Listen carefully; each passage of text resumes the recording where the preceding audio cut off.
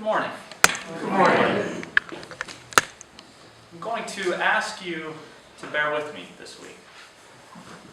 You see, as preachers, we make bigger deals about things than we necessarily need to sometimes. But I'm going to try and do something a little different. And maybe at the end you'll say, what's the big deal?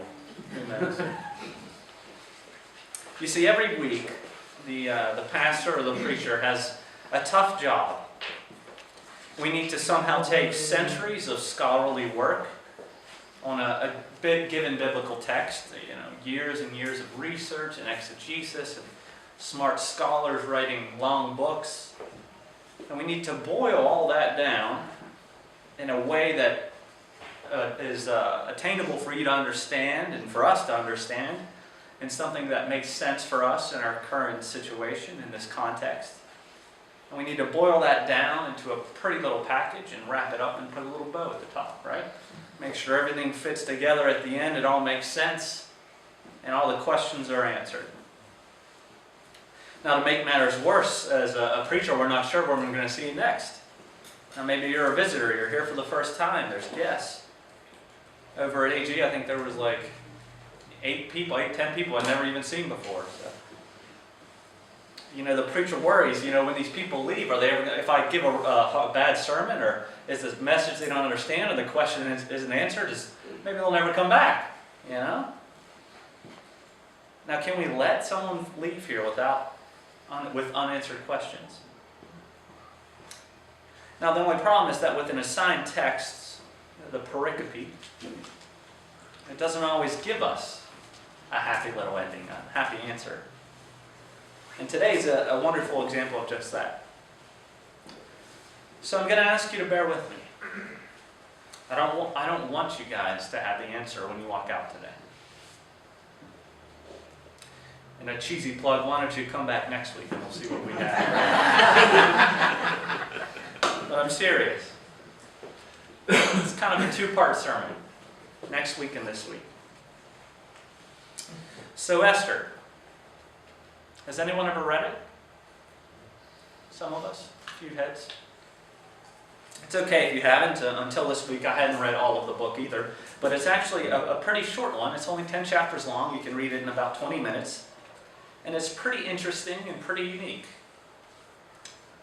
It was written roughly 400 to 500 years before the birth of Christ. And so during this time, the Jews were in exile. Babylon had conquered all of Israel, and they had taken some Jews and spread them out. That was the tactic. To pacify a group of people, you spread them out so far that they can't do anything about it. And so Esther is one of the few books that we have that actually takes place outside of Israel. And interestingly, it's famous for another reason. You won't find a reference to God in the entire book. I just always found that crazy. God's name does not occur once in all 10 chapters. It makes us wonder and scratch our heads. We talk about how God isn't present in some of the things we do, but here we have a book in the Bible that God isn't mentioned at all. It makes us think about how God really acts in our world, acts within us. Now, the book hinges on the decisions of two women, both of whom, interestingly, go against a royal decree.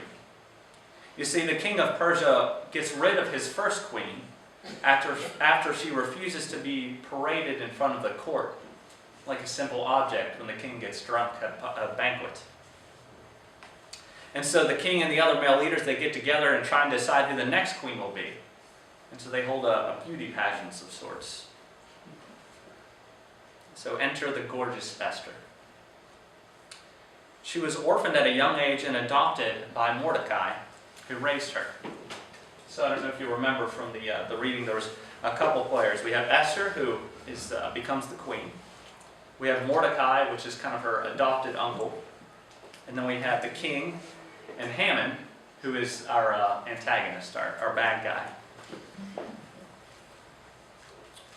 Esther and Mordecai are both Jews, and we gather from the text that during this time it was the same old story, yet another period of time with Jewish persecution. In fact, she is told to hide her heritage. But eventually she's chosen to be the next queen by the king. And she's so beautiful that the king couldn't even imagine anyone else. But alas, all is not well.